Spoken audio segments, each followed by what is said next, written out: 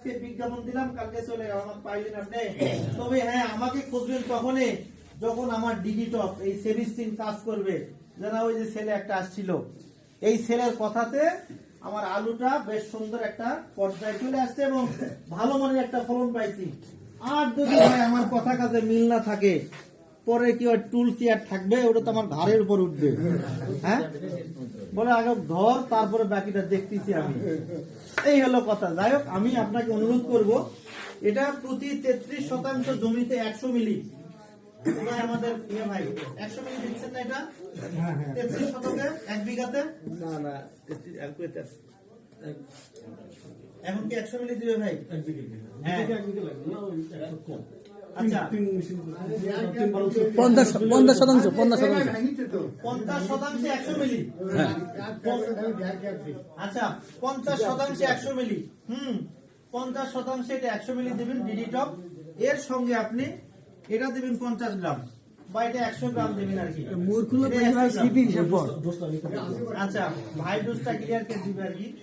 তো আমার এটাই উদ্দেশ্য যে আপনাকে রোগটা চেনানোর জন্য বা বলার জন্য যে কতটা ক্ষতি হতে পারে। আপনাকে যদি বলা হয় নাকি আপনি দেন দেখি, নাক ধরে রাখেন 1 মিনিট 1.5 মিনিট যাবেন, যদি হেভি ওয়েট রোগ হয়ে থাকে 1.5 মিনিটের পর আমার মনে হয় না যে কেউ এখানে জীবিত থাকবে। থাকবে কি?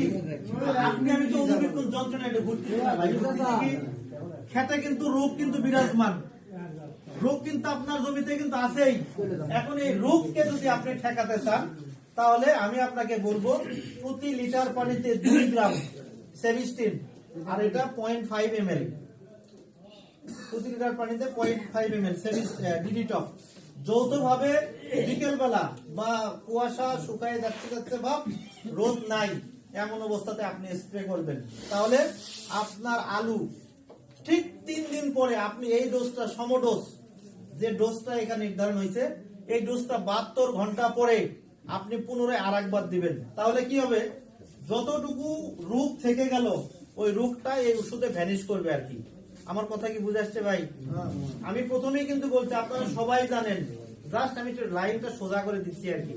আপনি হাঁটতেছেন আঁকা বাঁকা, আমি একটু সোজা করে বললাম যে সারাদিনে হাঁটে আপনার গা ক্লান্ত হবে, আমার কথায় হাঁটলে আপনার পরিশ্রম কম হবে, খরচ দুটা কম হবে, আপনি ভালো জায়গায় থাকবেন। এই কাজের জন্যই মূলত প্রতিষ্ঠান আমাদের দায়িত্ব দিয়ে রাখছেন। তো আমি আর একটা কথা আপনাদের খালি বলতে চাই, সেটা হলো আপনার পচন ভালো হয়ে গেল, এর পাশাপাশি তো ফলনটা বৃদ্ধি করতে হবে নাকি? খালি আমি গায়ে কাপড় দিয়ে থাকলাম, ঠান্ডা জ্বর আসলো না, কিন্তু আমার পেটটাও তো ভরতে হবে, ভাত খাওয়া লাগবে না আমার? ভাত না খেলে তো আমার শরীরে থাকবে না। তো আমাদের প্রতিষ্ঠানের এটা আরএস গোল্ড, এটা যদি আপনি পাতার উপর স্প্রে করেন, তাহলে গাছের চেহারার পাশে